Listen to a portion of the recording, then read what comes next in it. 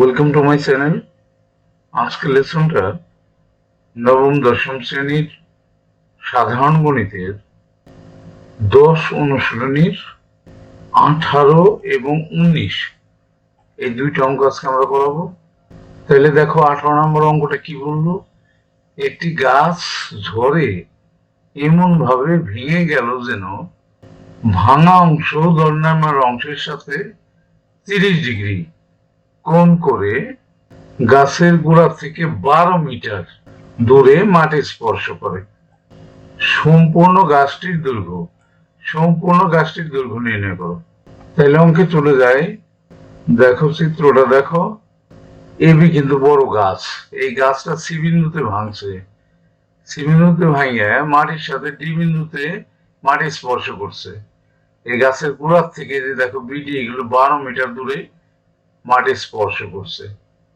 তাইলে এই পুরো গাছটার দৈর্ঘ্য আমরা যদি এইচ মিটার ধরি, তাহলে আর এইটুক কত উচ্চতায় ভাঙছিল সেটা যদি এক্স ধরি, তাহলে যেটুকু নাকি বাঁকা হয়ে আসছে, যে এসিটা কি থাকে, বড়টার থেকে ছোটটা বিয়োগ এইচ মাইনাস এক্স মিটার, এটাই ভাঙিয়া কিন্তু এসিটাই ভাঙিয়া সিডি হয়েছে, তাহলে এটাও কিন্তু এইচ মাইনাস এক্স মিটার।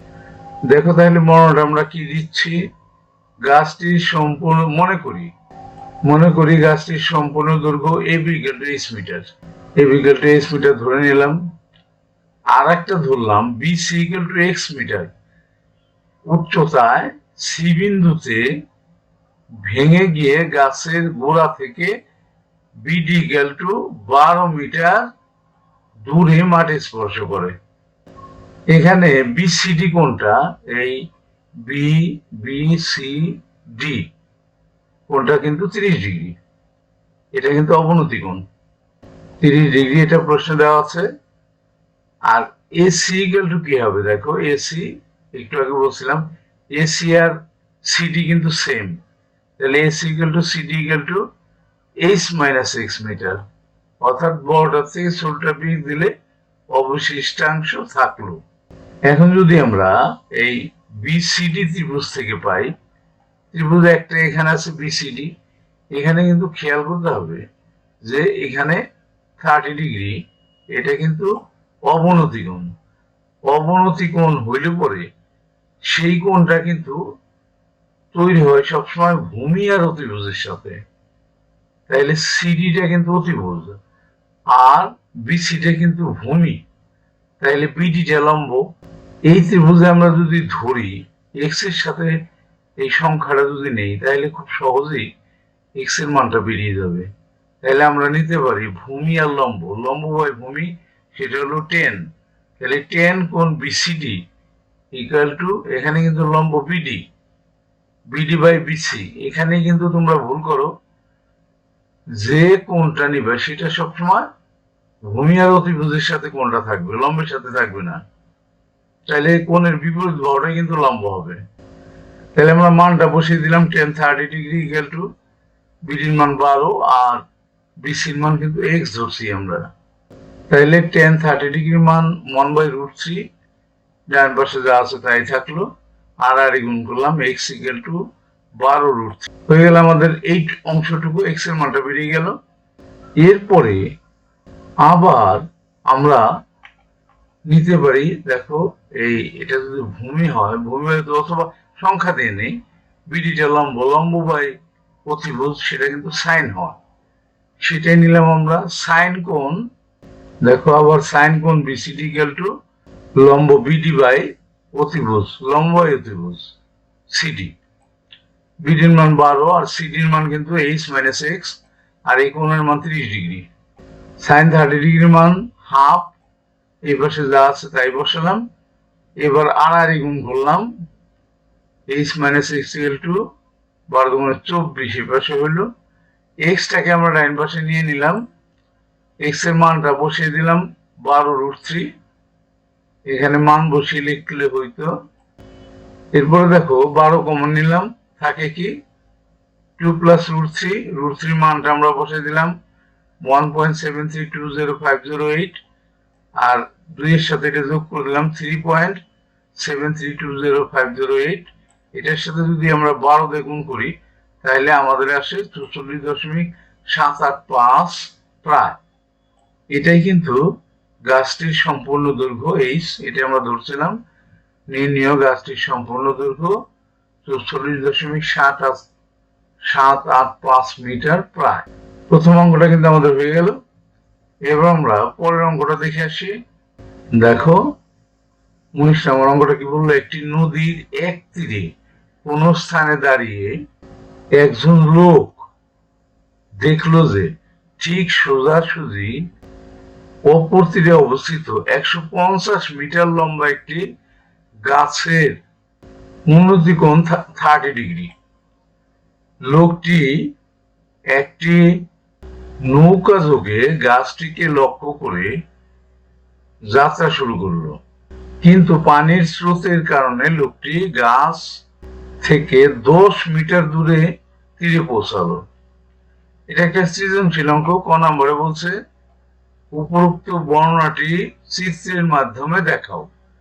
তাহলে ক নাম্বারটাই আগে আমরা করে নেই।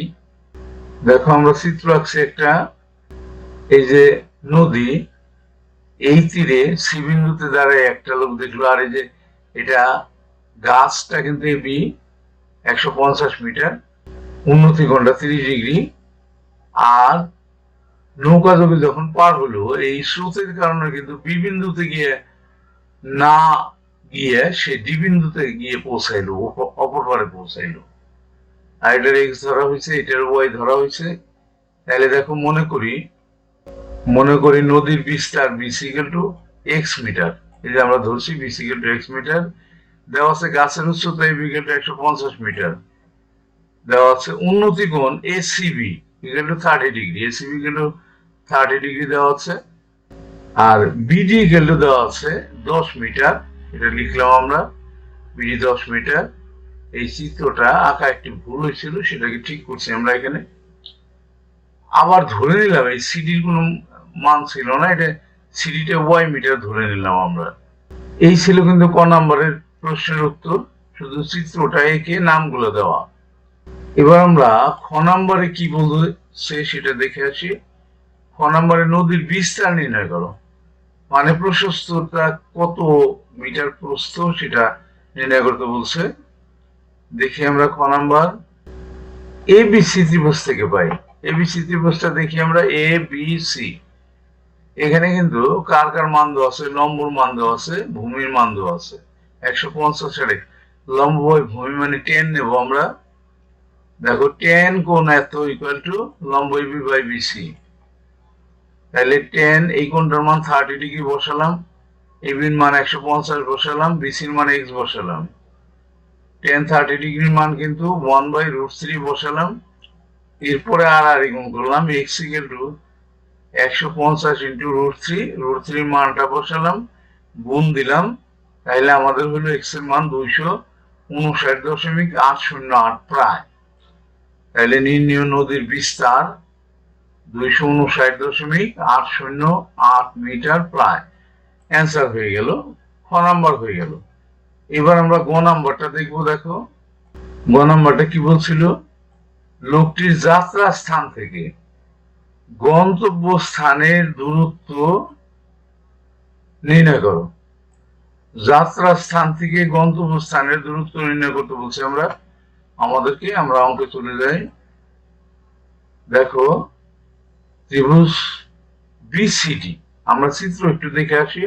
এই চিত্রটা দেখো বিসিডি, এটাও কিন্তু সমকোণী ত্রিভুজ।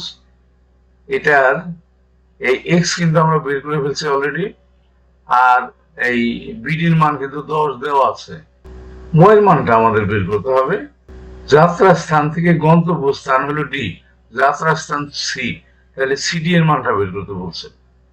তাহলে আমরা যদি পিথাগোরাস খাটাই, এটা অতিভুজ স্কয়ার, অতিভুজ স্কয়ার মানে সিডি স্কয়ার ইকুয়াল টু লম্ব স্কয়ার প্লাস ভূমি square, BD square plus BC square.